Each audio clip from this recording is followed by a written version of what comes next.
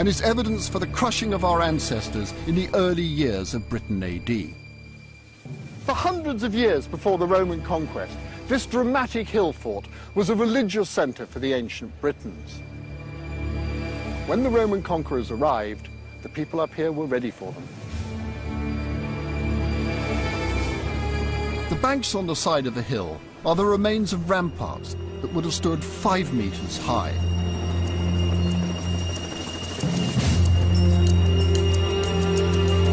But the hill fort was not designed to face the disciplined might of the Roman army.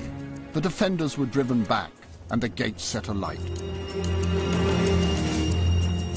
The Roman troops stormed through the burning gateway and slaughtered the Britons. Men, women and children were cut down and their bodies left to rot where they fell. After this massacre, the Roman troops destroyed fields and farmland, a clear message to the Britons not to mess with the might of Rome. The events at Cadbury Castle tell a familiar story of the native Britons as tragic victims. It's a story that fits well into the conventional narrative of Britain AD. I'm going to show that this version of our past is wrong. The first few centuries of Britain AD saw the forging of our national identity. Archaeology is beginning to show that far from a dark age, this was a time of huge creativity and development. Until now, the legacy of Roman Britain has blocked our understanding of this period. In order to appreciate the significance of these times, we must go back to the archaeology. The archaeologists who excavated here at Cadbury Castle didn't only find evidence of a Roman massacre, they also came across building foundations that dated to soon after the Roman occupation. This confirmed what I'd thought, that ancient British culture was strong. But there's a final twist. The archaeologists had been looking for Arthur's Camelot. The locals actually believed that this was Camelot. They'd been ploughing this field. They were coming up with all sorts of materials, most of it Iron Age with a bit of Roman stuff coming up, but they thought it was the site of a battle, really. Yeah. And then relatively small-scale excavation comes across massive refurbishment of the fortifications in roughly the right period, comes across a timber-framed hall in the middle with loads and loads of Mediterranean-type pottery scattered about.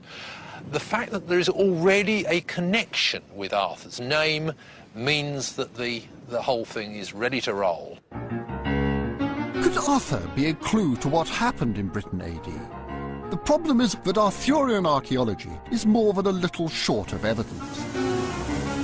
There isn't a corner of Britain that doesn't claim a connection with this historical celebrity. And this is where Arthur's supposed to have been conceived. And this is Arthur's footprint. This is Bassinny Mound.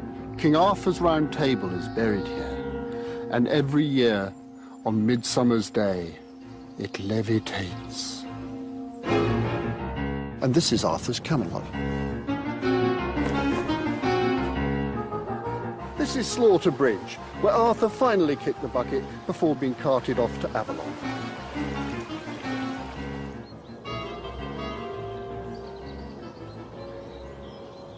As an archaeologist, I've always been rather skeptical of the Arthurian industry.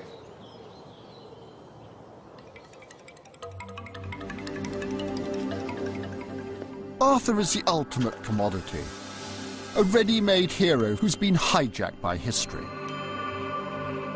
And in this dramatic visitor attraction high in the Shropshire countryside, there's a complete Arthurian package. There's a deep lake with a legend of a sword Excalibur, and I'm standing in Arthur's grotto, where someone claims they found the Holy Grail. There was even a stone with a sword in it until somebody nicked the sword. Arthur encapsulates so many good qualities that we really want to identify with. Arthur's the great warrior figure, and he'll come back to save us when the nation is in its greatest peril. And that sort of story has an enormous attraction.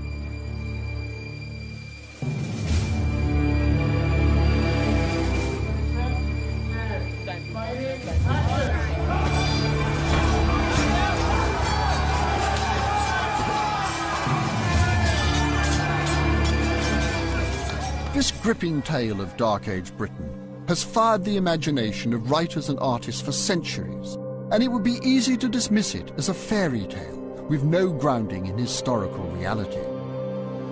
But myths are not necessarily lies.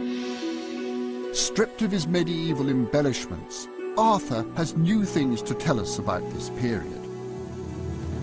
The idea of noble Arthur conflicts with the conventional view of the barbaric Dark Ages and supports my view that British culture survived the Romans intact. And at the heart of Arthur's story, I found a clue to the resilience of the native Britons in the aftermath of Roman rule. The myth of the sword Excalibur holds a clue to what really happened in Britain. The story of King Arthur is not a happy one. The tale involves an illegitimate boy who is raised by a magician called Merlin. The boy becomes king and assembles a loyal following of 12 men known as the Knights of the Round Table. King Arthur and his knights fight many gallant battles, but eventually Arthur is killed. His body is taken to the magical island of Avalon, where legend has it Arthur is not dead but sleeping, waiting for a time when his kingdom will need him again.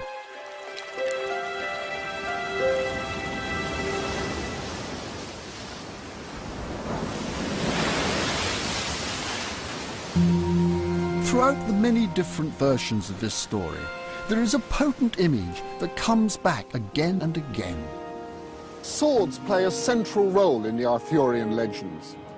He learns that he is to be king of Britain when he miraculously withdraws a sword from a stone. At the end of his life, his magical sword Excalibur is returned to a goddess in a lake. As a prehistorian, these stories sent a shiver of recognition down my spine. The image of Arthur pulling his sword out of a stone was an eerie reminder of the ancient practice of casting bronze. I have witnessed this process. The orange glowing sword is actually pulled from a stone mold.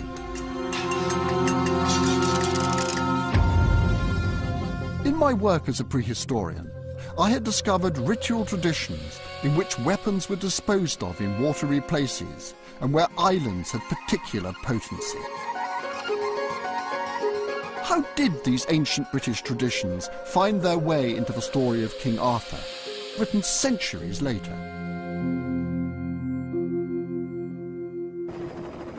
The answer lies just north of the Fens in a region known as the Witham Valley.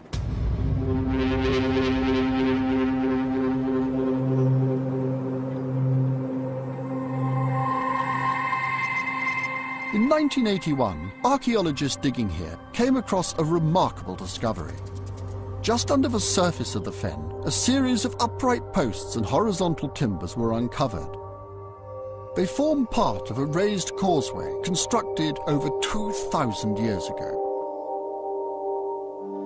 At either side of this causeway, archaeologists found dozens of pieces of ancient weaponry, including a large number of swords and spears.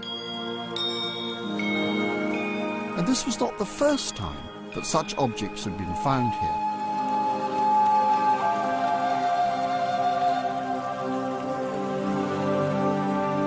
In the late 18th century, when they were dredging the Witham, Sir Joseph Banks, a great scientist and collector, put out a notice to the workmen to say, anybody finds anything, you come to me, I'll see you all right. And it was a wonderful thing to do because this stuff wouldn't have found its way into the museums if that hadn't happened.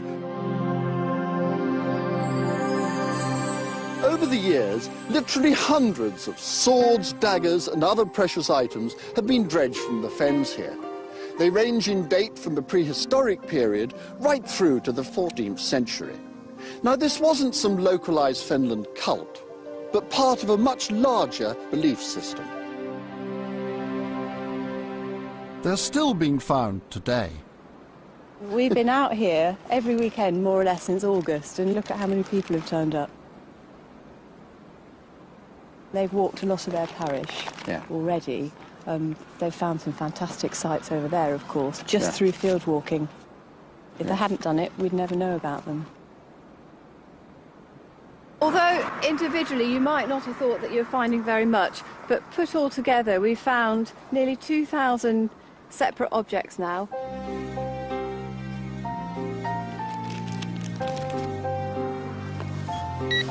And that's an Iron Age axe, part of the shaft still there. Again, you so rarely see that. 1858. That's a Viking axe and a made for splitting heads. This extraordinary, complete Iron Age spear shaft. It's the longest in Europe. Medieval iron swords. A masterpiece. The Witham shield's not really useful as a shield. As with much of this, it's a ritual piece. Although we find weapons, we're finding tools as well. The great and the good and the everyday people, I think, coming together in this activity. It wasn't until recently that archaeologists began to notice a pattern in the location of these objects. Throughout the valley there are these slightly higher sandbanks and ridges. These were the remains of ancient causeways, which once formed part of this extraordinary landscape.